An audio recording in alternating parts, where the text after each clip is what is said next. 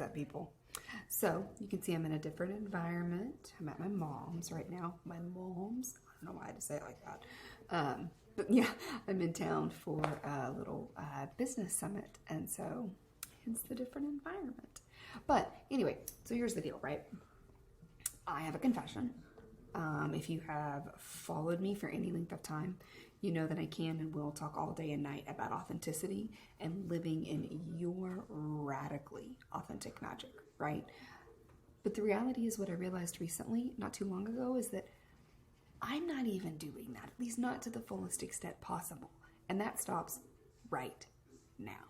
Yeah? So here's the thing, and here's the piece that I've been shying away from a little bit. If you followed me for a while, or if you know me, then you've probably gathered at some point or outright read that I am a Christian and that is my chosen religion. But here's the entire problem. You shouldn't have probably gathered that, right? Because think about the people who you know their beliefs. Why do you know what their beliefs are? Because they're important to them and they talk about them. I don't always talk about mine, but I am a religious person. And I believe in God the Father, the Son, and the Holy Spirit. And I've pretty much believed that for most of my entire life. For those that are fellow Christians, or you're familiar when people kind of tell their story or their testimony, I never had a really big moment. Oh my gosh, this was the moment. And I'm totally cool with that, because for me, it was just always there. I always believed. I always knew that's what I believed. I did have a moment when I was in junior high after going to church camp, because they were talking about being baptized. And I was like, oh, I've never done that. I should probably do that. But I've never had just one big, massive moment. But it's always been a huge part of my life. And the reality is, the reason that I think that's important is because when I resigned from education in 2018, that was 13 years, right? And that's 13 years of also knowing that's where I was going to retire. I was looking for administrative jobs. I was planning on continuing to climb. And then all of a sudden, I'm resigning. And that decision wasn't arrived at lightly. It was something that came, my husband's actually the one that was the catalyst for all that. He was the one that stood in our hallway of our home in Grand Prairie and said, every time you don't get an administrative job, I'm actually kind of happy about it. And I was stunned. And he was like, you're miserable. And I'd always wanted to dabble in having my own business. I feel like being an entrepreneur is in my blood. And he was the one that was like, maybe it's time for you to do that. Keep in mind, I had no idea what that business was going to be. But the reality is, after us spending 3 months in just really intense prayer and me having several different fasting periods, it was God that was calling me to resign. And he was asking me to take the biggest leap of faith that I had ever taken up to this point in my life. Because it was talking about walking away from 13 years in education, a great stable salary, a phenomenal retirement plan, and I knew that I was going to make at least $65,000 a year, and stepping into the complete and utter unknown, and having no idea what I was going to do, how we were going to make it, none of that. And since that happened, I got my last paycheck from education in August of 2018. And since then, it has been God that has sustained us every single step of the way. And I'm not going to flower it up and tell you that it's been the easiest road ever, because that's a freaking lie. Yeah, it's been hard.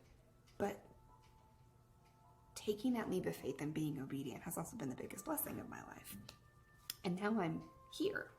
And so there was definitely a point where I was talking about my faith pretty regularly, not to shove it down anyone's throat, because I don't believe in that.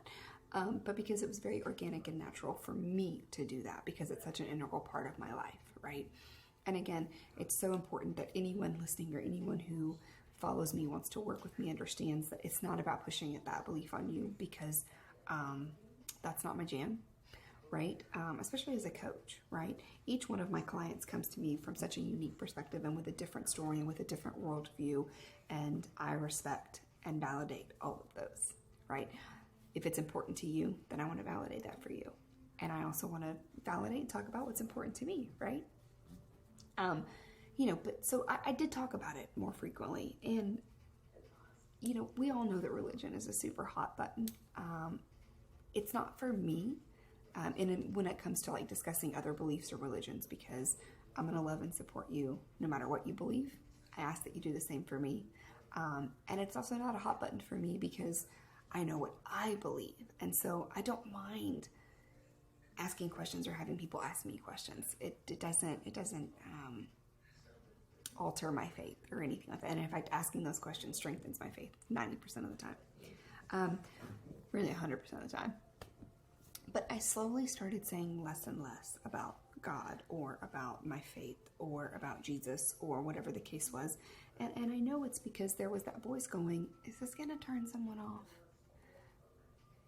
And here's the thing. What in the actual super fuck was I thinking? I soapbox this to you people all the damn time. Because if something that's important to you and is integral to your life turns someone else off, then those are not your people. They're just not. And this is exact what I'm talking to you about right now. This is why the best coaches have coaches, right? This is why I have a coach. I can help you with a lot of these things, but I still need someone to help me. And it's why my coach has a coach, and so on and so forth, right? Because the things that I'm great at helping my clients with as a coach, I can't do that stuff for myself, right? I need someone else, and I will always have a coach. But the other truth is that if I'm not being as radically authentic as I can, which again, I talk to you guys about all the time, then I will not, cannot, and honestly, I shouldn't attract my ideal client. Because if I'm not going to be radically authentic, then I don't deserve those people. My ideal client is just that. It's a person that I want to work with, not just someone who fits that has the problem that I'm trying to solve. No, if it's my ideal client, then I should want to work with you. And I want to be surrounded by people that feel safe to be their true and authentic selves, regardless of age, gender, race, sexuality, political views, religious, any of that, right? Not only do I want to be surrounded by those people, but I want to create that environment. I want to create an environment that is safe for you to be exactly who you are. Of course, the caveat to that is, like, if you're hateful, judgmental, willfully ignorant, closed-minded, whatever case, then toodles, I'm sorry. I don't want to create that environment for you to be that person. But beyond that, you get my point, right? And yes, because I've already done it a couple times already, right? So some of my other hesitations have come up because I am a walking juxtaposition. And one of the biggest juxtapositions of my life is #I love Jesus, but I cuss a little. Maybe a lot, right? And I promise I will do a whole vlog about that in of itself. Actually, I might even do like a recorded vlog /live where I bring somebody on that's a really dear friend of mine that's a pastor in Methodist Church to talk about that. The whole like Christians who curse thing. And in that part, right, I'm not afraid of turning someone off who's not a Christian. I'm afraid of turning someone off who is and thinks that I'm a fake. But the reality is that this whole Christians who curse, and I put that in quotations because outside of taking the Lord's name in vain, which I don't do, but other than that, y'all, they're just words, love. They're just words. They're words that someone decided at some point were naughty, like bollocks. Okay, so words have as much power as we choose to give them. Again, I don't take the Lord's name in vain. I don't say GD or Jesus Christ or any of that, or because that isn't the Bible, and so I don't do that. I did at one point. I did, and then I felt very convicted about that. And as a complete side note, like I've prayed about this so many freaking times, I can't even begin to tell you. But I feel words have the power that we choose to give them, and so let's think about the word bollocks, right? So, unless you're English, it's probably just a funny word to you. But to them, like to the British English, right? But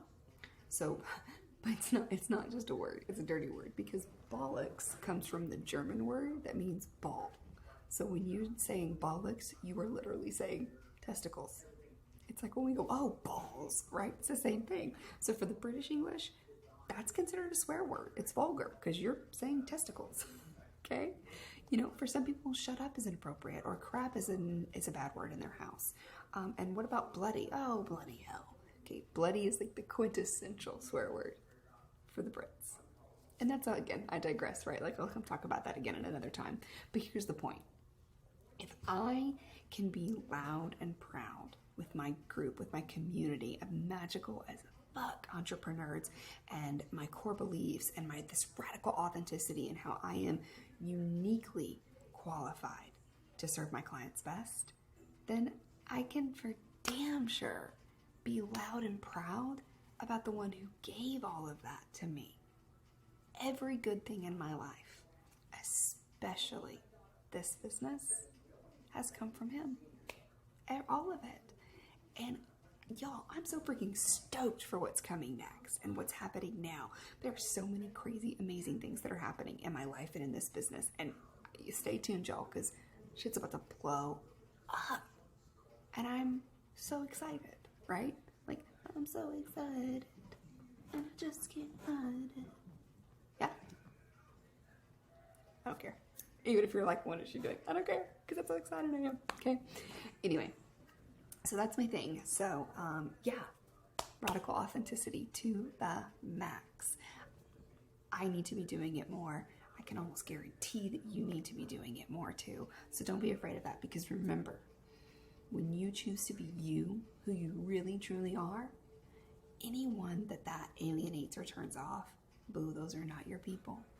And if they're not your people, bless and release, right? Anyway. Everyone's having a wonderful week. I hope you're all staying safe. Stay true to who you are.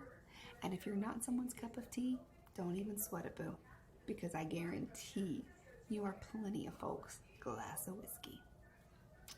Later.